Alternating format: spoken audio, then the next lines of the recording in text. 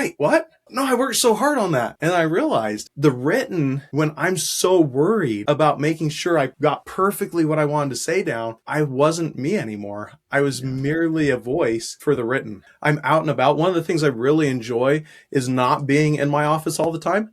So I'll just go out anywhere. I might be walking down the street. I may be in a park, just somewhere where I can be out and about to film. And so it's not very conducive to try and record in Veed if I'm out in the middle of nowhere. And a few years back, I was like, how do I reverse the stupid camera on my, and I couldn't figure it out. And finally I did. I was like, I'm making a video, so I'll remember this. Threw it up there, 70,000 views later. I've got all these comments thanking me for making it. I'm like,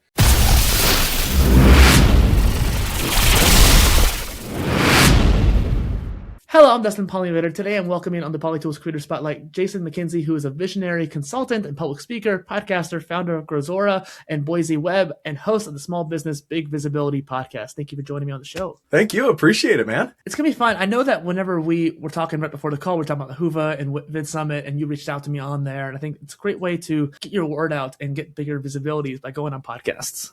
Oh, absolutely. Yeah, that's one of the things I've just started to really discover, because I've always loved the whole networking world. Yeah. But this whole idea of podcasting and be able to connect with people and then share your story and give tips and all, just absolutely amazing. I don't know what I've been thinking my whole life to not be a part of it sooner. Well, and it's funny too, because I was looking up your profiles and I saw you had a Matchmaker profile, although the link was broken. So I'm not sure if you're still on there or not. And Matchmaker is kind of dead in the water at this point anyways. But that's how I got started with doing a lot of interviews on my shows and going on more shows. Yeah, I signed up for Matchmaker and then never got anything out of it and moved on.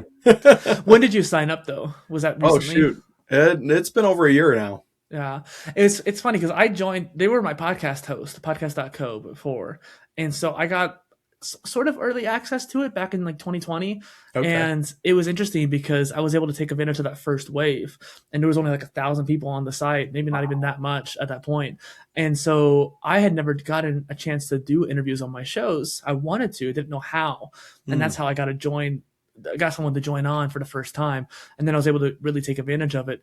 Is there a way that you like going about finding shows to go on to? Because Podmatch and Matchmaker don't seem to be doing the trick anymore. You know, I've just started looking at shows that I like and reaching out to people. And that works really well. Also, there seems to be a bit of action in the Facebook world that of podcasters trying to create groups where they can collaborate and such. So I've had a little success that way too. Have you gone to any other conferences besides Vid Summit? So last year, I also went to the last Funnel Hacking Live event, which that was amazing for the networking as well. It's interesting because Podcast Movement was the one I was telling you about before the call. And it's interesting to think about the networking as well. That's why I like these podcasts in general. I don't really do these for monetization. I don't go out of my way to monetize these. I don't even necessarily do these for the content itself half the time. I do it for the networking and to showcase the guests and have highlight your life and have the lessons that people can listen to, but also clips too. Love clips. But it's interesting to think about like the networking effect of podcasts, like you were saying earlier. Yeah, it blows my mind. And for years, I didn't realize how powerful networking actually is. But then like there's incredibly smart people that have never done anything. And then you get the right connection made to one other person, and all of a sudden your whole world opens up. And you're like, whoa, I have all these opportunities now simply because I was in the right place at the right time and said the right thing to the right person. I mean, talking about Vid Summit, I sat down next to a guy. No idea who he is. We're sitting there. We're waiting. Oh, which one was it? It was the guy who's done all the airplane videos, the military. I can't think of his name. Anyway, so we're sitting waiting for him. And I just turned to my side, start talking to this guy. No idea who he. Turns out he's got like 300,000 subscribers. And he was stuck on a couple of things. I was like, oh, have you tried this and this and this? And we just start having this brainstorm session. Get done. I was like, hey, you got to meet my buddy who's also here. He's one of the speakers. And so afterwards I connect them together. And I think they're actually going to now do a joint venture simply because I sat down next to this guy and we started talking. It's incredible. I love being a super connector in the networking world. That's like that term, super connector, being like, oh, have you met Ted kind of thing? Because that's so much fun. It's also interesting, these kind of events, like you said, the serendipity of it. The first day, me and a colleague were trying to go in, and we had sponsor badges because he was a sponsor. I'm a partner with them, so I had a sponsor badge. And so we should have been able to get in early to set up the booth and do preparations. However, for some reason, they weren't letting us through we got in, we got past I think, or we had to wait before security, the little TSA booth they had, Yeah. and they wouldn't let us pass it. And then they kicked us out of that little waiting area to go back outside into the heat. And as that happened, someone else who was also waiting, who I think were speakers, they weren't sponsors, but they were still like, should have been able to get in. Right. Because it was only like 2 minutes before the place opened. It was like 8:57. It was Yeah. crazy. And so me and this other person just started talking like this. That was kind of weird. It's kind of rude almost in a way. And then we started talking. Then again, I never really had a full conversation after this point with this person, but I saw them over and over and over again throughout the whole conference and was able to connect them with somebody again later on. Yep. Yeah, it's an amazing thing. And we just never know who it is right there and who we know that they may need to know. And before we even get into the questions here, one more little example of that. Linus Tech Tips during his keynote was literally talking about that, where he was talking to somebody outside on the sidewalk, and it turns out the person he was talking to had like 1 million subscribers. And it was just crazy that like he just had no idea who he was. And there's so many different niches out there you might not ever know. Exactly. Totally. So obviously your business is a great motivational factor for you, but what got you started as a content creator? Oh man. So really it comes back to me being a kid. Like kids are naturally creative. And I was always building stuff. I was always making stuff. I'm painting, I'm drawing, I'm doing all these creative things. And then I discovered computers. I was like, and to me, programming is uber creative. Like I have this problem. I have a desired outcome. How do I build something that does that thing? And then I moved into this whole idea of education. And I've learned so much now that I'm getting into the old man stage of life, right? And I was like, I want to be able to share this with others, but I also absolutely love the funny side of life as well. And so being a creative, being able to go out and build things, make things, share things with people it's a huge itch that I have that I want to share and give, whether I want to make people laugh or I want to educate or I want to share what I've built, or I just have a passion. Like right now I'm learning guitar.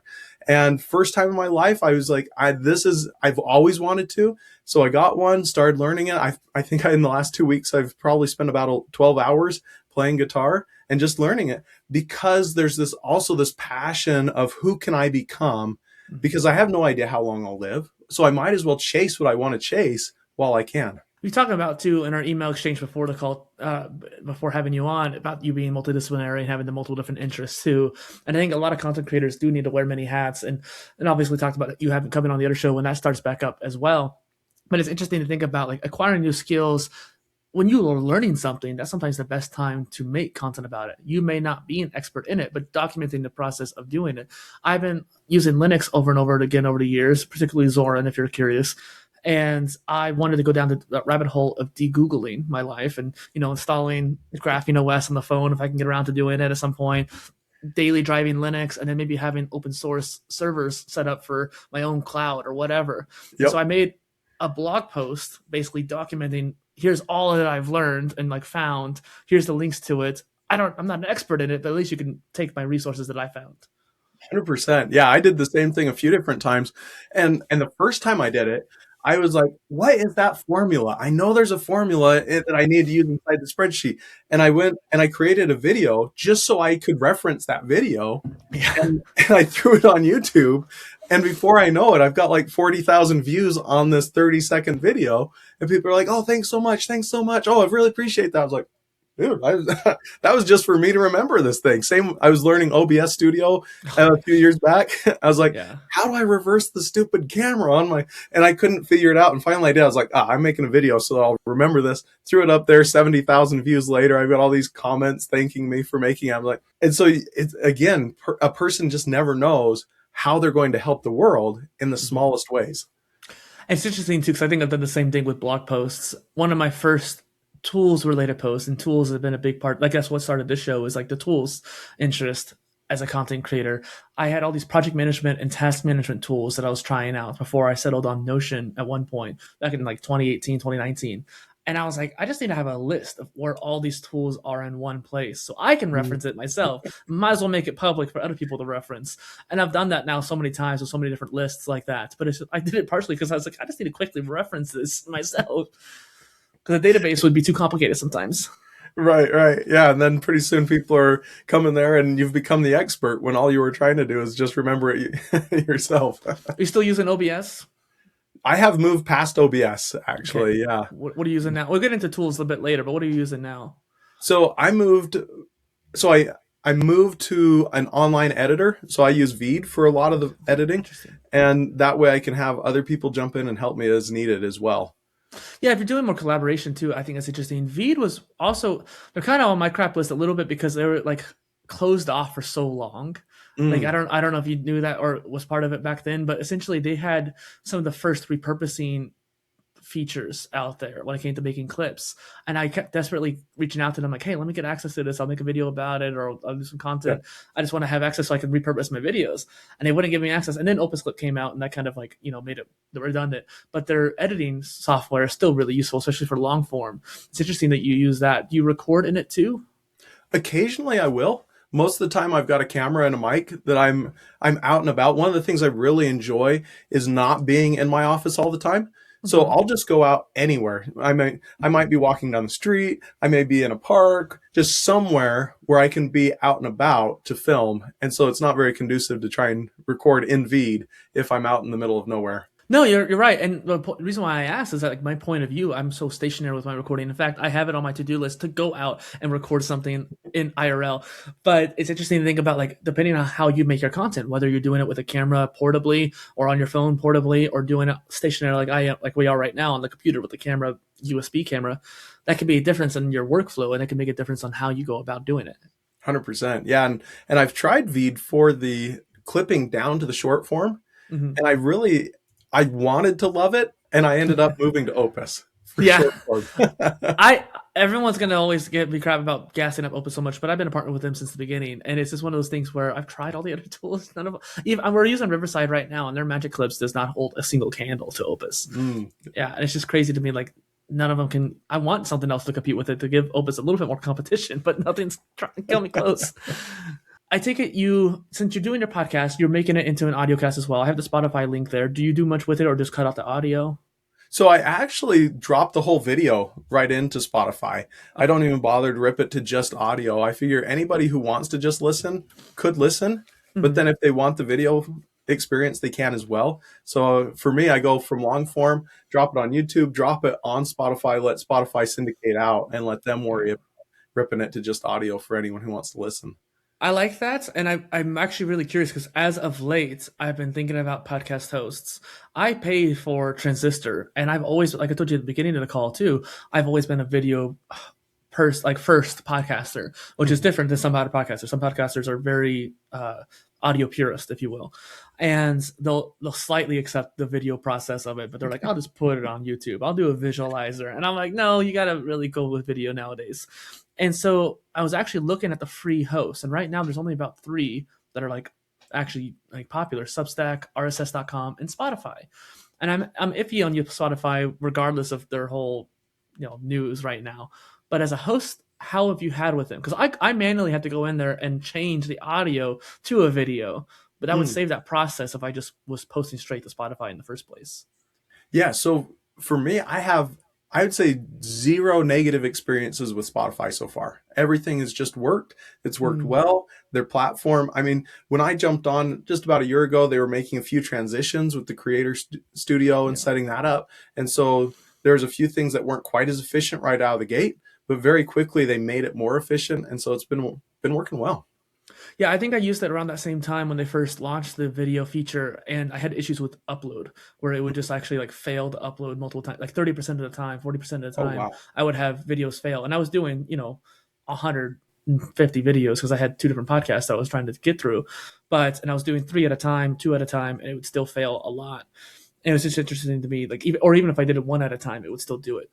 But yeah, I don't know. Now it's a little bit more stable, but I had issues with it recently too. But it has gotten better, like you said. One thing I noticed when I looked at your Spotify is that you don't have clips on there. So if you're posting clips, why haven't you posted the clips to Spotify? So I started posting clips to Spotify early on, Okay. and I probably did about 50, I think. And then I never saw any boost in Mm. any of my metrics. If I put a clip on an episode, it did nothing any different. I'm like, well, if they're not going to give me any reward for the extra effort, forget the extra effort. I was thinking because I've gone to some podcasts, and on the left side of their profile, there's that little button that you can click on to scroll through that podcast and see what episodes you want to watch. I think that's really interesting for the user point rather than maybe the analytics, because the user can pick an episode they like more rather than Spotify. I wish Spotify pushed it more too. I agree, but I'm just Yeah. saying, like, as a user, it would be interesting. But I had actually a question here about Spotify. So it's something that I'm actively thinking about, like within the last few days, even too. So I appreciate it. Yeah, And for sure. so I also wanted to ask, you don't really, doesn't seem like you do written content very much, but out of the written audio and video, what is your favorite to make? You know, that's really interesting because as a teenager, years and years and years ago, I loved written. And Ooh. I would love to write. And I mean, I have written a book. I'm co-authoring another book. Yeah, I can So see I it from the still book, enjoy writing. yeah. Yeah. But there's something magical about video that's got just kind of got me sucked in right now. And I think one of the coolest is we're recording this live. There's no pre-script. There's no editing that I have to do of what I'm going to say or how I'm going to say it. I get to be authentically me. Mhm. And that's something that doesn't get to happen in the same way with written. A person is expected when they're writing something to write it out, to restructure it, to polish it, to edit it, to go set it down, come back to it over and over. And it's a very different process than being able to be on camera and just being yourself. I definitely think that I have a fault when it comes to my blogs because I don't necessarily edit too much. I generally kind of, even I'll leave the mistakes in sometimes. I was like, it's good enough. Gets the point across. But yeah, no, I like that energy you brought to it. And yeah, I forgot to mention, like, yeah, you did write a book there. So obviously that you are a writer, but I was thinking kind of like that from the blocking point of view. It's interesting that you have that mix. And I think that is a good point to make where a lot of creators will go through those phases. I think that the modern creator does all three to some degree, whether that's written newsletters or written books. And then like the podcast just being an audio version of your videos, that's fine too. But in some shape or form, you're doing all three content types. Oh, for sure. Yeah. And for probably the first, I'd guess probably the first 70 episodes that I did on my podcast, I actually wrote the script first Wow. and edited, and it was like, okay, and every word, and I was super careful. And then I went to go and produce it. And I actually had a transformative moment where I was producing all this content and I was stewing and stressing so much about it. And I was reading my script so careful and work. And this guy's like, you are so, as a comment, you're so uncharismatic. It's incredible. I was like, Mm. wait, what? No, I worked so hard on that. And I realized the written, when I'm so worried about making sure I got perfectly what I wanted to say down, I wasn't me anymore. I was Yeah. merely a voice for the written. And I know that some people do better when they have like a teleprompter and they can just read off the script and they're able to give that charisma. But I think those are fewer and far between. There's people like us, as in like the more common folk, I think, where you have to be a little bit more natural with it. I like bullet points and reading out the bullet points and then talking from there. It could be a little bit more long winded, but like I don't follow the list of questions on here. I jump around, right? Or if you say Sure. something interesting, we're going to respond back to it. It's not structured. I did the same thing as you when it came to podcasts and videos, where I was trying to be like super just to the script, and I'm like, I'm literally looking off to the side, and I'm monotone in the way I speak. It's like, no, it's not going to work. Yeah, I was watching someone the other day and you could see, and I am very excited to be here. And their eyes are just tracking back and forth. And you're like, oh, the poor guy, just set the Yeah. script down and be yourself for a minute, dude.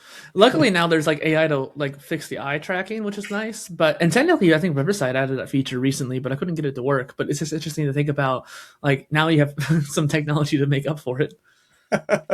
Yeah, and I love AI, but at the same time, I think that what we're doing is we're creating so many crutches, we're going to forget how to walk if we're not careful. And Yeah, people who are not afraid to push the boulder up the mountain and not rely solely on AI to fix every problem, they're going to be the ones that really excel because people look at them and are like, that's real.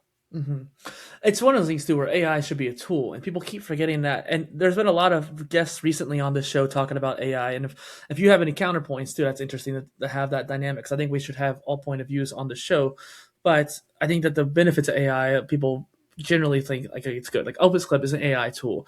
Mhm. And it's probably one of the better AI tools on the market, but it's specialized for editing, it's specialized for motion graphics.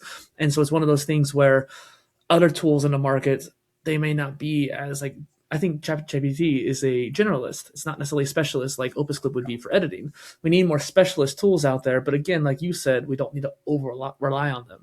And the other thing that I've found that really works well as kind of a rule of thumb, at least for my life, is if the AI allows me to better myself and it allows me to have more human to human interaction, then I should probably be using that AI tool. But if it's going to cause me to become less of an individual than I could otherwise, and it's going to reduce the amount of human to human interaction I have with people, I think that those are usually the wrong tools that end Mm, up not providing the benefit we're looking for in life. that makes sense. And being able to like actually experience real life itself, not just use a lens of AI. Exactly. Yep. Another question I wanted to talk about with podcasting too. We're still talking about the whole pillar types and content types because I was curious, how was it making 300 podcasts in 1 year? So it was so long form it was just about 260 is where I was at. So Okay. almost 300. And then I created several shorts around each one. So Mhm. total count of content was over 1,000 pieces. But a bunch of it was short form, not long form. It was probably one of the best growing experiences I've ever had in my life, to be Mhm. honest. I don't know that anyone else in the world got nearly as much out of it as I did. And I don't think anyone, if they watched them, their eyes would probably bleed for some of the starting pieces of content I created because I was so rough. Mm. But that was a big part of the magic is, and people who don't really lean into it and don't really push into it never really grow to what they could be. And so I needed something big enough, scary Mhm. enough, difficult enough that it would be a real sacrifice to do it. And by sacrificing, I was able to become a far better, far more superior individual than I was prior to doing that stuff. I almost think that you're a little bit too hard on yourself there too, because one thing I've talked about a lot on this channel with the solo content is how to be a creator. And I stole this from Roberto Blake at one point, where you need to get to like 100 pieces, right, before you actually start like really counting it. It's kind of also Arnold's philosophy when it comes to exercise. Like he doesn't start counting the reps until he's tired. And a lot of the time, you don't get the skills of content creators, whether it's blogging, podcasting, or video, until you've actually gotten to 100 reps. And that's when you start getting good for the most part. I mean, sure, you can get Right. good earlier, but that's when you start really making the progress. And so you have to kind of get to that 100 reps as quickly as possible. And so your first 12 videos are going to suck. That's fine. Mine do too. If you look at my personal brand channel, it's pretty rough at the beginning. I feel you on that, but it was a process and people can still benefit from those videos because of the stuff you're talking about. That's probably true, yeah. But absolutely the power for me came in the consistency, getting out Yeah. there, making it happen over and over and over, and then growing as an individual and learning all these new skills as well as just having that discipline to do the difficult things in life. The platforms like it when you were consistent. And Mm. so that's what I'm trying to say. Yes, yes. When you said you made a lot of clips too, where did you post those clips? Were you cross-platform or just doing it as shorts? So it was the shorts on YouTube was the primary place I drop them. Did you have like Instagram or TikTok as well, Pinterest, Facebook So Reels? I've I played in some of the others, but at the beginning, I knew that I couldn't afford to be on all the platforms because there was such a learning curve of just like how I went to interview my first person and I realized, oh, I don't have a mic. Yeah, And so I had to run that's and kind of buy important. a mic set and I had to go buy a camera. I was like, oh, this is important. So there was such a learning curve as I was getting started that I knew if I was going to try and syndicate to all the platforms and become an expert at all of them, it would be more than I could handle. So YouTube initially was my first push. And then I had someone that was helping me with Facebook a little bit. And then we've moved into TikTok a little bit. I'm moving into LinkedIn a little as well. And so starting to slowly move into the other platforms now that I'm getting comfortable with some of this base process. That's a great philosophy to have, and I think that a lot of people, when I tell, I generally push people to go wider. It's that generalist mindset, polymathic mindset. But there's one thing I mentioned a few times if in my post where it's like, yeah, you do have to start somewhere. Like especially if you're completely new to it, you have to start like just start with YouTube. And shorts are a whole other content type in general too, but at least it's on the same platform. So I'm glad that you experimented in the same place. And now maybe like after this call, you're like, okay, now I'm ready to go more wide ranging. Definitely. Yeah, I've been surprised with Instagram. I only have like 100 followers or something. I posted something on Friday and it went up to 1,100 views. And I was like, whoa, that's a solid return. They must be liking my stuff okay. I think I was thinking about that. I think your niche would actually do pretty well on there. Just have to find your audience. It would be kind of the hard part. But once they do, I think they'd be pretty engaging. I also, depending on how you post the reels, is a whole nother story. Because right now, I actually don't post anything to the main feed because I ended up getting more negative responses to it. Granted, it's my personal channel too, so I have my pictures and stuff like that. If you are just doing clips, then it's fine. That's a whole nother story, right? If you're just doing just your if it's your personal Instagram, that's one thing. But if it's just your podcast Instagram, that's a whole nother thing. But if it's your personal one, then put it to the reels, not main feed. There's also trial reels, which is also been kind of getting extra pushes lately too. Yeah, we could talk for days on all the intricacies with these platforms, right? Well, and TikTok is dying right now. I feel like I'm barely getting a dozen views on some videos, and when I used to get at least 300 on average. But it's crazy how, like, depending on your niche, depending on your accounts, depending on how much you're posting, it can change weekly. Oh, absolutely. Yeah. Yeah. My TikTok was going fairly well and I was seeing really good growth. And then they just killed me in November and I got 0 subscribers November and December, a few likes here and there, a few views. But before it was just climb. And nothing changed on my side. No, I don't think that was just you because I think other people were experiencing, even like really huge TikTokers were experiencing the same thing. And I noticed a shift around that time as well, especially late November. And at the beginning of this year, it's definitely dropped down even more. So I don't think that was just you. I think there's changes going on in the algorithm. And I think that's one of the benefits of being on multiple platforms. Because if one of them decides one day, oh, we don't like this channel, they can just shut you off like that and your audience is gone. Yeah. And so being able to have the multiple platforms can be beneficial that way. But it's also another thing, like you said, the skills of learning these platforms is important. You should be spending time learning Instagram or TikTok versus just posting to all of them and setting and forgetting. But at some points, it is kind of nice to just set and forget. And then if you do lose a platform, you can at least have history on that other platform. I got surprisingly amount of traffic from Pinterest of all places. Wow. It's not so good now, but when I started doing clips 2 years ago, I got more views on Pinterest alone than I did with TikTok, Instagram, and YouTube combined. Whoa, that's crazy. Because I was getting like 5,000 to 7,000 on all 3 other ones. Actually, Instagram was kind of low at that point, so it might have been like 4,000. I think TikTok was getting upwards of like 9,000. It was crazy. But then Pinterest was 30,000, 35,000. It was crazy. Now Pinterest is like a little bit more picky, but it was just one of those things where I'm glad I chose that. I actually chose Pinterest over Facebook Reels, despite the fact Facebook also does well with podcasts. So yeah, I just wanted to mention it because like a lot of these platforms you might underestimate. Like most podcasters I talk to don't consider Pinterest at all. But as a business person, you think you would be well on it. Oh yeah. Yeah. I'm going to have to revisit that one now. One of the things that really did kind of shake my world a little bit was at Vid Summit. Cody Sanchez was one of the speakers and she was saying, it doesn't matter what your content is, you should have an email list. And that was interesting to me because so many people who are in that creative space, they just want to build their thing, and they just are like, oh, I have this passion to build this one thing. I just want to do this one thing. And she's like, yeah, you want to do that one thing. But if you don't have an email list, then you don't have anyone you can tell it to, and you have no way to pay for doing that one thing you want to do. And that, who was it? It was King Samalot and Yikes.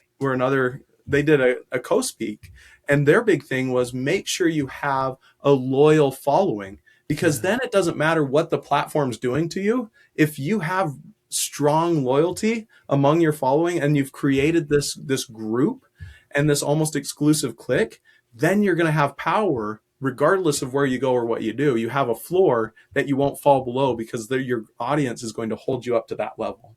It's interesting to think about as well, like Dylan Page, who's a huge TikToker right now and multi-platform creator. He basically just does news, pretty agnostic news. He doesn't ever share his like particular opinion on it. He literally just reports on what's happening. And he's one of the first people you would generally see when news breaks out. Like Iran right now, there's a lot of protests going on. And so he mentions that, or the Venezuela thing and stuff like that. And TikTok has been actively suppressing his content and deleting his posts, and actually even worse than deleting, straight up just like not recommending his posts. You can see on his curb, so it'll just stop sending it to anybody. Yeah. And so he actually just made an announcement today or yesterday. He's no longer posting to TikTok, at least for a while. He's like leaving TikTok and just going to YouTube for a bit. I think Instagram, he'll still probably post to Instagram more than likely, but he's only focusing on YouTube right now. But even YouTube has had a history, especially in the last year and a half. Tyler Chow was talking about this, and she was, I think, at the conference as well, where a lot of YouTubers are losing their channels. Something happens with the copyright strikes, or certain companies are copyright striking free willy kind of thing, not really caring who they're hitting. And so they're getting falsely flagged, and people are losing their channels, and there's no way to get it back. And so you can't one of the first posts I ever made on this channel was don't put all your eggs in one basket. Because even if you trust YouTube or Substack for your newsletter, right, getting that email list through Substack, you can't trust Substack in the long run. 100%. I now understand why you're on Linux as well. I'm off and on with Linux right now. Ubuntu myself, so. Well, it's one of those things where like I'm still going to use Windows for a hot minute. I was using Zorin for a while when I had to switch computers. I've been using Zorin off and on for years, but I'm thinking about switching fully over just because like Windows has been having a lot of issues with AI and ads and just pushing it in every single crevice you can on the app. I go in and deep load it every single time I install Windows, but still it's one of those things where they're pushing AI in every corner. I like AI and I don't want AI this much. Right. 100%. Yeah. But again, the email list I want to bring back up real quick, because before we get to the next question here, I think a lot of creators don't realize that the power of an email list, even if you're just making a simple newsletter or just collecting emails before you actually send anything, or just do a lead magnet. If you're not ready to actually do a newsletter, blog, or something like that, make a lead magnet, spend a weekend making a cool PDF, have people sign up for it, and just put it in each of your descriptions of YouTube videos. Oh, absolutely. Or just tell people, hey, if you want to be notified when I'm coming up with something. Like an email doesn't have to be difficult. And that was something that held me back for years, is I thought, I don't want to bother people. I don't want to try and I don't want to offend people by sending the wrong stuff. I don't want to come up with all the things I have to say and make it just perfect. And so for years I was holding myself back. I was like, wait a minute. Nobody's going to force them to give the email to you. If they want to, it's because they want your stuff. So you might as well throw it out there and see how many people will just give you their email just because they like you and want to stay connected to what you're doing. It's interesting too, because I think a lot of creators don't realize just how hard it is to grow a lot of the time. Even you said you made 260 podcasts in 1 year. That's a lot. It's more than most people make in 3 years. And yet it's still one of those things where you might feel like you're only getting started. There's probably plenty of ideas in the backlog, plenty of people you want to talk to. And like over the course of the next decade, you're going to grow and grow and grow. But we end up holding ourselves back so much too on top of that. We hinder our own growth because we don't realize what we're capable of. Oh, for sure. Yeah. And time is my biggest limit. Like I only have so much time in the day, right? You're still young. You're fine. You're what, 35, 34? 40, man. 40. Still young. I just turned 30 though, so I can't say much. I didn't just turn 30. It's summertime, I guess. Time flies. Like you were saying, time flies. Definitely. So what tools, we were talking about tools and we're talking about different platforms. What tools do you like to use for content creation or repurposing? You mentioned Opus earlier. Yeah, so right now I'm loving on Veed. It does a great job. And we can upload the video to the cloud, get the edits made, pull it back down. Then we move it into Opus and we do some of the scheduling for the different platforms to publish the short form from Opus directly. So I think they've done a really good job of building that content scheduling calendar out as well.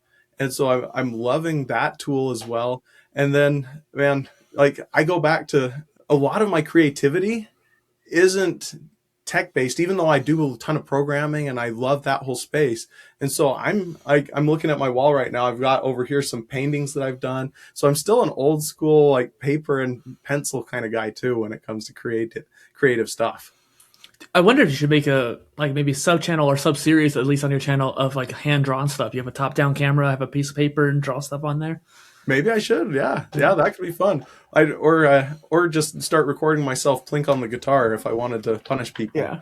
Oh gosh. Well, do you have multiple channels, or is it just your main business channel? So I've got the Small Business Big Visibility channel. Yeah. And then I have another channel for Boise Web. Now this is all YouTube. And then I have another channel, Grazora, Grazora. And that one is just another podcast giving tips to business owners.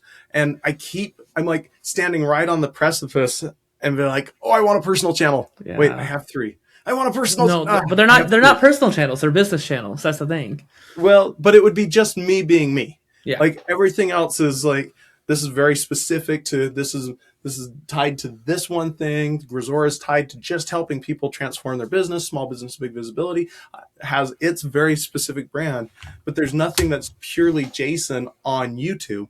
Now I've got my Jason Instagram, Jason Facebook, Jason LinkedIn, but I'm like, oh, I want a Jason YouTube as well. But then I'd be that much more time that I'm spending creating content.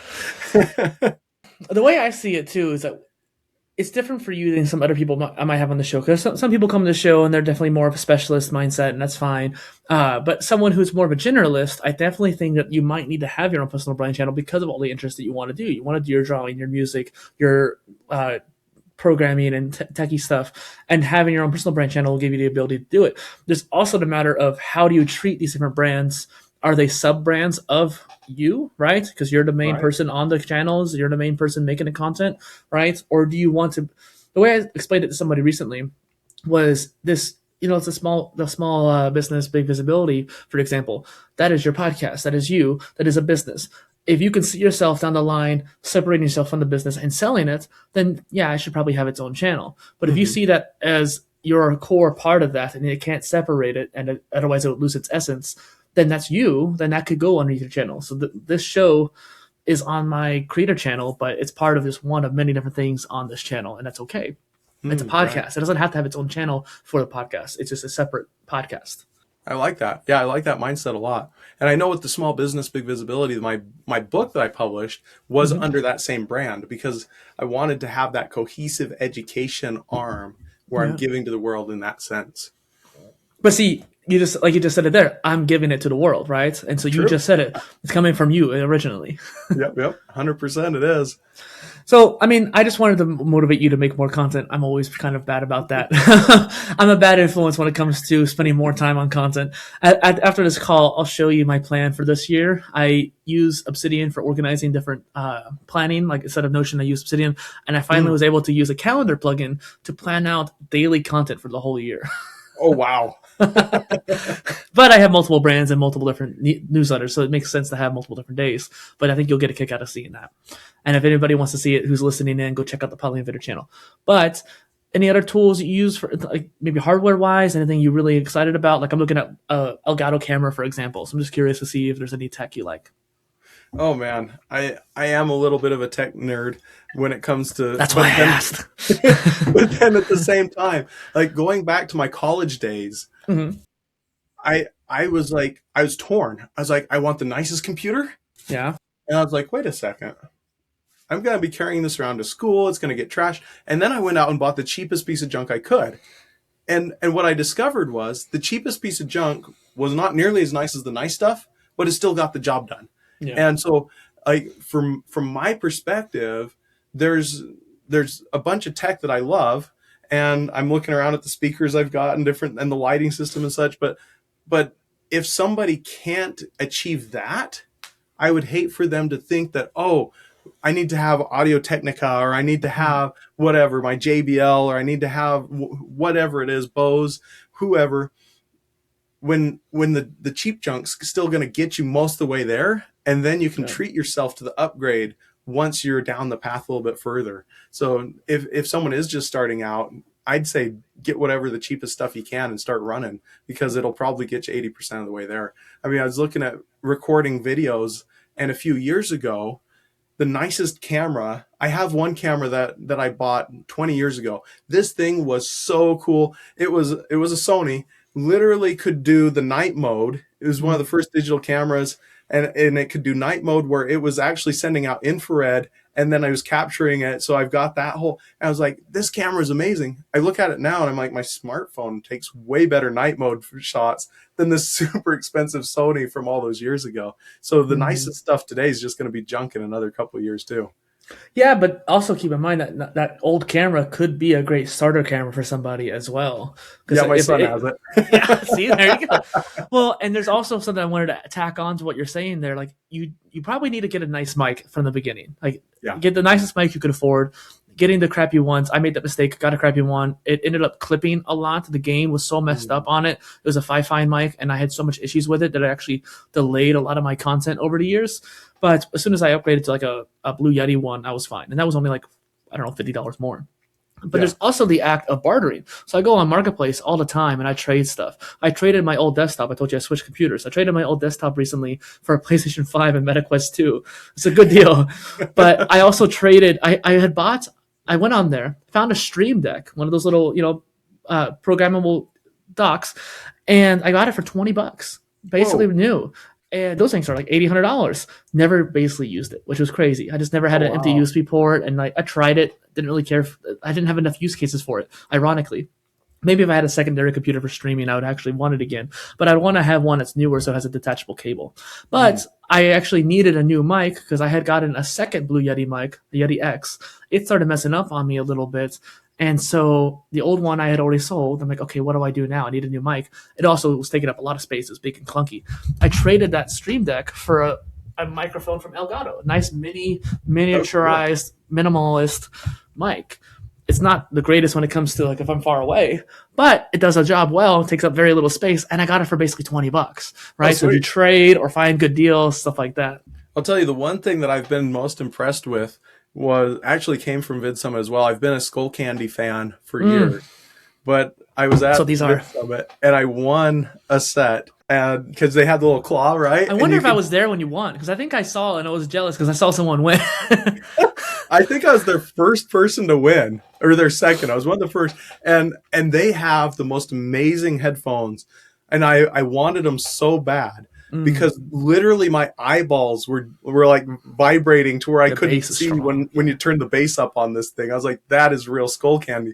But I opted for their ANC 360s, and those are the nicest because I can be out and about and I don't have to have this giant thing over my head. And yet Mhm. it's almost like I'm in my own studio for the quality of the sound. I guess they've partnered with Bose and are Mm. working with Bose on the sound quality side of things. So absolutely a fan of what they're doing right now. I'm curious to see what the calls sound like because I right before the Vid Summit I actually needed new headphones and instead of buying Skull Candy I bought what was it CMF by the Nothing brand Oh, and okay. they were $20. Oh, So like wow. I was like I couldn't resist. It was they were normally 46, but they were on sale for 20 and they repeatedly go on sale for 20. And they have decent ANC, but the call quality was kind of the issue. And the bass and like mids were actually pretty good. But my point is like I actually went from Skull Candy headphones to CMF Mm. purely for cost. It was all because of cost. But I had three pairs of the Sesh ANC by Skull Candy, and all three of them, the right bud had died, either the battery or the sound. My most Yeah. recent one was the sound. The battery was still on, but the sound had gotten down to like 5 to 10% volume, and you could never Huh. go higher. It was weird, but actually, I got these headphones for cheap, and they're Skull Candy. Oh, nice. Yeah, $52 instead of 140. I guess I'm a big deals nerd. But I'm happy Right. that you got some nice headphones in there because I think the only couple people actually won. I think their actual machine was kind of strict because I won some stuff from Anchor, but I don't think anyone else really won much from anywhere else. It's going back to my childhood with Hmm. playing the claw machine all the time growing up. Yeah, but back then they were more likely to actually win. I think over the last like 10 years, those claw machines have gotten more strict. They actually make it harder for you to win. They changed the algorithm for it or something like that. Yeah, Mark Rober did a whole video on it and how they've got the programming where the claw will actually release a little bit Yeah, depending on the programming so that you win that's less. crazy. Before I get to the next question here, I did pull this stuff out and I wanted to show it to you real quick. I managed to get one of these little mini PCs, the Intel Compute Stick, Oh, and sweet. this is the M3 one, so it's the best one you could really get. It's still crappy, still has barely any processing at all. It could barely run Windows, despite the fact that that was what it was marketed for. But it runs Windows pretty well, and actually recently I installed Home Assistant OS on it. And Mm. the reason being, because I don't have a whole bunch of smart equipment, but I wanted to, I have this Home Assistant voice machine, Oh, okay. which is like a Nest speaker, a Amazon Alexa speaker, but open source. I love it. Yeah, I thought you might get a nerd kick out of that. Yeah, we do some Raspberry Pi stuff over here a lot. Yeah. This is kind of essentially the same power level of it for the most part, over Yeah. Raspberry Pi. I got an Intel Nook somewhere around here. When it comes to your book and this the whole branding in general, what made you decide to write Big Visibility? So that's kind of an interesting journey. I started my journey building websites and search engine optimization back in about 2009. And at the time, I I was really excited for the opportunity, because if you could get your website to show up number one in Google, Mhm. from a business perspective, you were just going to make money hand over fist. Like you couldn't keep up with business. But then I discovered very quickly that the industry for search engine optimization is full of dirtbags and scummy people. And if they're too dishonest to sell used cars, then they're probably selling SEO services. I was like, ugh, I cannot operate in this world. And so I literally was just hiding for years. And I'm like, I hope nobody knows that I'm in this space. And then it was weird. It was like this person after person after person. They'd come to me and they'd be like, yeah, I've been with so-and-so for the last 6 months. He's charging me like $3,000 a month. I'm like, what's he doing for you? Well, I'm not sure. And I was like, oh, this is insane. And I was like, somebody has to do something to stick it to these dirt bags. I was like, wait, I know what SEO is. Yeah. I know all this You're stuff. somebody. I'm like, yeah, exactly. I am somebody. And so I was like, I can literally write a book. And it was going to be a video course first. And I got partway through the video course, and had to write the whole thing out to make sure I had everything structured. I was doing the video course, and then I hurt my back. Oh. And I couldn't even stand anymore. I couldn't sit. I was literally stuck laying down on the floor or on a mattress. And I was like, I can't stop. Like, nobody wants to see Jason video on a bed like that. That's not where I'm going in life. And so instead, someone was like, well, you should build a workbook to go with the video. And I was like, I'm just building a whole on book. So I wrote a book that teaches small business owners how they can do SEO, what SEO is, what you should worry about, what you shouldn't worry about. And so the whole book is designed, and it's a super short read. Here, it's like, you can see it's not a very long book, but I have literally the instruction, and then I have homework at the end of every chapter. So they can literally go through the homework and check it off and be like, oh, okay, I did this, I did this, I did this. By following the steps in the book, they've now done more SEO, better SEO than the SEO companies, saved themselves a fortune. Mm-hmm. And the SEO dirtbags are not going to be able to stay in business as well, because the business owners have now been educated. So when the scumbag comes trying to sell them a bill of goods, they'll be like, dude, what you're saying doesn't even make sense.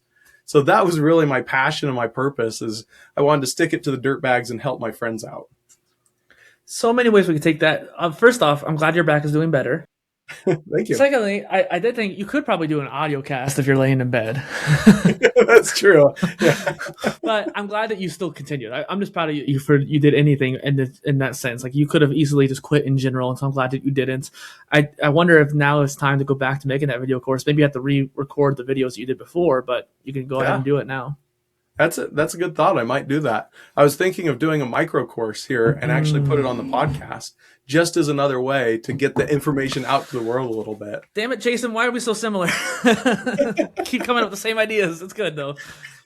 It's funny because, like, I think there's a lot of ways of repurposing the content and finding new avenues. Like, even as you're speaking, I mean, I always try to make sure I do active listening, but, as someone who comes up with a lot of ideas, when you're listening to somebody, ideas come. So one idea I put off to the side to focus back on you was this idea of my swimming newsletter. I'm writing a swimming book. I thought about, how do I want those things to interrelate? I've been toying with the idea. I don't think I'm going to do it, but I want to take each blog post of the newsletter and put them in certain sections to the book. So that way you can still kind of repurpose that content and then kind of have it go back and forth a little bit, not just one way. Or take the newsletter, and once I finish the book, remake the whole newsletter, reformat all the posts into a more cohesive 1 through 60 thing, so that it leads into the book more effectively, something like that. Or take the newsletter and make them into a podcast so people could listen to it while they're in the pool. Again, the whole point I'm trying to make here is like repurposing the same stuff in new ways. Oh, absolutely. I'm currently co-authoring another book right now, and we were talking about it, and we're writing the book in a traditional educational book sense. And we're like, this is good, but then there's this whole other world of writing the book as a story. Yeah. And the story form, like, people that read the story form book are probably not going to read the education style, and vice versa is true too. Like, it's still the same principles, still the same information. We could just totally rewrite it and have 2 books. And then we're like, yeah, we could do that. And then we could go all these other routes with it, just like you're saying. Same content, just repurposed, redesigned, restructured, so that more people have access to digest the content in the way they want to hear it. I also like the idea of the DNA strand kind of approach to writing, where you have Mm, two different single pathways kind of intertwined. And I haven't talked about this before, but the brand I worked on before PolyInnovator, before my personal brand, was something of a bigger endeavor. And I actually started writing a book about that brand. And I haven't told anybody really about it for the most part. And in that book, it actually alternates into chapters where one part is like a fiction story and one part is a more nonfiction part explaining the ideas behind that part of the story. And it kind of interweaves in between oh wow. each one, which I thought was really cool. Kind of like what you were saying there, though, like the two different styles clashing together. Yeah, yeah. I've Great minds. never seen it done that way. That would be really cool to see a book that actually does weave it together into one book again. Well, like, and I'm excited you're doing it too, because if you're doing it, I can read yours first and then figure out how to do it better. So I have a question here that I sometimes skip depending on the flow of the conversation, but I think it's worth asking, maybe twisting it in a way. What does content repurposing mean to you? Or is there any kind of unique content repurposing ideas you can think of, like we talked about? Well, that's a really good question. And I think the answer to that question, are you familiar with the work that John Grinder and Richard Bandler did? That with Not off the top of my head. programming NLP? Okay, that sounds more familiar, but no, not off the top of my head. Okay, so they have this idea that they came up with, and within the NLP world, it says that nobody operates in reality. We all operate inside of a map, inside of our own brain, and our map is incomplete in comparison to the real world. And everyone's map is different because of all these Mm-hmm. different factors. But one of the things that they talk about is we have 5 different senses.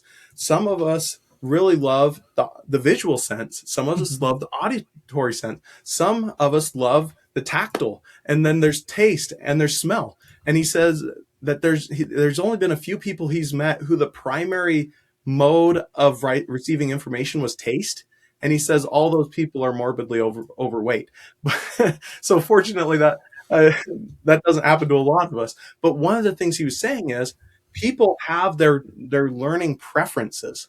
And so if I were to take this piece of content, this book, for example, Mm-hmm. very only one segment of the population is going to want to sit down and read this book. But if I were, like you were to say, turn it into an audiobook, I'd have a whole nother group of people that would want to participate. If I turned it into a video, I'd have a bigger audience that would want to. If I turned it into story form and started telling stories, either written or like blog On posts, stage. right? All these different, each one of those is going to Mm-hmm. go out and it's going to give my new people an opportunity to be introduced to what I'm creating. So when I take to repurpose, I'm actively going out and trying to better a bigger slice of the world by giving my content in new ways to additional people.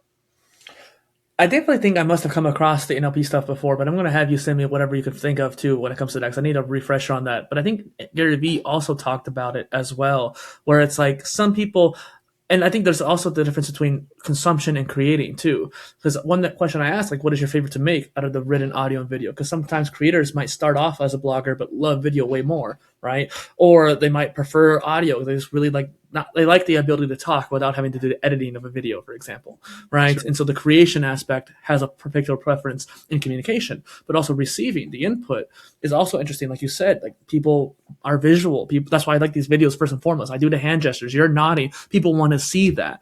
But then there's Yeah. also people who don't have the time to watch this YouTube video, but they want to listen to it while they're on a walk or working out. I want to make blog post versions of these, but I haven't gotten around to that point yet. But the idea is like, okay, maybe you want to read the stuff or just read the transcript at the very least to get the information down. It's all about how you consume the information or convey the information. Yeah. Yeah. And I think that anytime we repurpose, we're simply giving more people an opportunity to connect with what we're sharing with the world, that's power. For those listening in, I'm snapping and clapping.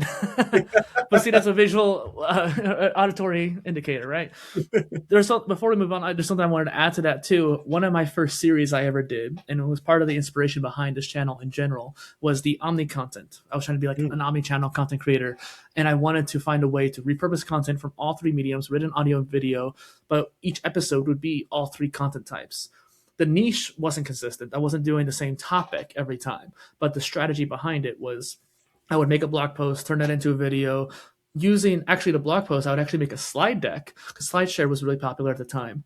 And Yeah. I would take the slide deck and make a video over it, then cut out the audio to make a podcast. Then I could take all 4 of those and post them across platforms, repost them, repurpose them, or whatever. I have a buddy who was doing that same sort of thing. He would shoot the video, and this is a few years back. He'd shoot the video, he'd send it off, and then this company would do their piece, this piece, this piece, this piece. He said it, I think he said it at his peak, he was sending out to like 20 different platforms, every different way that you could digest content, and it was costing him 5 figures per month to generate from that one video all these different formats. But he knew that it was critical to do that to reach all the opportunities that were out there. And I would say, like, there's a lot of tools now that makes it a lot simpler. I mean, even just using Notebook LM in some ways, or using some of the visual generators for slide decks that these tools can do. Obviously, OpenScript to make the clips out of it. There's even ways of taking text to video, too. If you make a blog post, you can literally use tools to make it into a video. Is it going to be a good video? That's debatable. But, like, you can still technically do it. 100%. Yeah. And I completely agree. A person could do that far more efficiently today than we could even a year ago. Is there something coming down the line that you're looking forward to, Jason?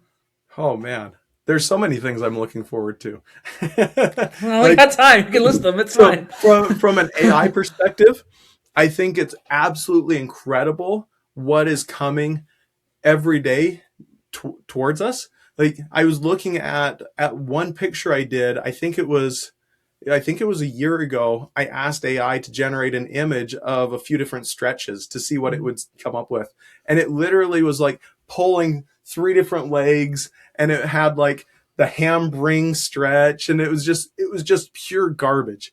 And we fast forward 1 year from that point to now, we have practically or basically photo quality images being generated where you look at the original, you look at that, and you're like, yeah, I couldn't tell you which one was not a photo. So the speed at which creators can create gets faster and faster every day. So I think our opportunities as humans is rising so fast, people are scared to death of it because they're like, oh man, it's going to take all the opportunities. We as a society have never been in a position where we've never had something that we could do. Like, we've never been in a place where we couldn't do something. Everything, every innovation, every opportunity moves us forward and gives us more, not less. Now, it gives us different as well. So I think a lot of people are scared, but they shouldn't be scared if they're willing to adapt and change and move forward with all the new opportunities. So AI, super excited about that. I love also, go for it. Yeah, before we get to the next thing too, I want to mention there was a YouTuber recently, he was talking about the inventions of like the loom, the printing press, then the computer, right? And then internet, the advent of all this stuff. And then we have AI. And I also just wanted to show you too, with Sora, for example, there was something I wanted to make. I wanted to make more smart city content and content that's more visual heavy. I don't have the skills to do this like manually, but I can use AI to help me generate the ideas and visuals for something that I wanted to make in the past, right? It gives you the ability to do things you couldn't have done before, or would have taken me a decade to learn the skills to do that to the degree I needed. Oh, absolutely. Yeah. It can generate in 3 minutes what it would take someone almost a decade to learn if they had to do it with the old tools. If not weeks to make actually itself with the high decade of skill. Right. Yeah. It's absolutely astounding. The next thing I'm super excited about is again, more innovation that's coming, but it's this idea of the blockchain and what blockchain is bringing to the world. Now, blockchain is a bunch of hype. Like, right now, there's very little use cases where real world people are using blockchain in meaningful ways. Now, for years, there's been the distributed ledger that's been used for auto software updates to ensure that cars are not being hacked. And so it's been in place in all these niches, but we are also seeing this explosion of new opportunities that's coming about. So I'm super excited about what's going to be happening over the next few years that way as well. We're now getting to the point where major players are baking it into their systems, and it's going to create new opportunities that we could never have had in the past. But the opportunities are going to be absolutely astounding. I love also the idea of robots. and what robots are bringing to the table over the next few years, like people are going to be displaced, but that means the cost of things are going to go way, way down. If you think about where we were at 100 years ago, kids wanted fruit and candy for Christmas. And now we're to the point kids are like, yeah, I need the newest smartphone, please, for Christmas. And the parents are like, that's a lot of money. Okay, fine, you can have it. 100 years ago, that wasn't even an option. Now it's the norm. Our wealth as a society has grown so much. And then when we were at Vid Summit, there's a kid catching the marshmallows in his mouth. I don't even know what channel he is. But the kid's like, that's his channel. And people love to watch it. Like even 20 years ago, that would have never could have been a reality. But our wealth as a society and as a people has grown so much that somebody can make a living catching marshmallows in their mouth. And so just the opportunity of just thinking about that opportunity alone. And then I'm super excited because there's so many good networking opportunities, so many big events. I've got one event that I'm going to and it's the Wave of Influence conference in Florida here at the end of April, and then Vid Summit, and just like all these opportunities to connect with more people, meet new people, discover their story. There's just so much good and exciting in the world every day. I definitely haven't heard of that one yet, so I'm kind of curious about it. One thing I tell a lot of my guests on the show that I've been to a couple of times is NAB show, NAB, National Association of Broadcasting. And I did not think I would care about a broadcasting conference, right? But they have a whole bunch of tech. So you and I would have a field day just exploring all the tech because Ulanzi's there and like DJI and Elgato. So there's always like some cool tech you could look at. But there's a whole content creator area. And I've met some huge creators just walking around. Like they're usually living in LA. It's only a 4.5 hour trip to Vegas to go to a conference. They usually get speaking tickets so they can get free. And the thing is, you can meet a lot of really cool creators, or at the very least, more people who work with those creators. I met people who worked with Mr. Beast and Zach King and all these other really cool big creators. And literally, they're the minds behind the channels. They're the minds behind how they translate the channels to multiple languages, that kind of thing. And it's literally that kind of networking that's just like fascinating, as you were saying earlier. Oh, wow. Yeah, that's cool. When's that? I think it's April. Oh, okay. I also right now at this time of the recording, there's CES, and I almost had a chance to go to it. And it's CES and South by Southwest were the two conferences I've ever heard of. And they're always been the ones I've always wanted to go to. And I almost was able to go to it this year. Last year, I was telling you before the call, I almost got to go to Vid Summit for the first time, and I was dying to go to that too. And this year, 2024 I almost got to. 2025 I was able to. So hopefully 2026 I get to go back. Definitely. And you too, because it was your first one as well. So hopefully you get to come back. We'll see each other there in person. I love it. Yeah, let's plan on it. Yes. And karaoke, by the way. We're going to karaoke. There we go. So I want to give you opportunity to share people where people could find you online in case they want to find more about you, maybe your new personal brand channel or any other channels you have that you want to promote. Awesome. Yeah. So if people want to catch up with me, they can follow either Grazora, that's Grazora. That's on YouTube and Facebook, or Grazora.com. Also, I've got BoiseWeb.net is the main website there. And then I've got the Boise Web YouTube channel as well on Facebook. I've got Jason McKenzie. I'm on Facebook. You can tell with the red beard, I'm pretty hard to miss.